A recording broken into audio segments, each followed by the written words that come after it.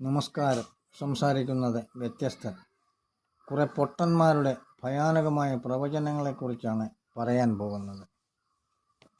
ഇസ്രയേലിലെ ടെൽ അവീവിലാണ് സംഭവം. കാക്കക്കൂട്ടങ്ങളെ വരാനിരിക്കുന്ന അപകടകരമായ സ്ഥിതിവിശേഷത്തെ സൂചിപ്പിച്ചുകൊണ്ട് ബൈബിളിനെ സാക്ഷ്യപ്പെടുത്തി ക്രിസ്തുവിനെ മഹത്വവൽക്കരിച്ചിരിക്കുകയാണ്.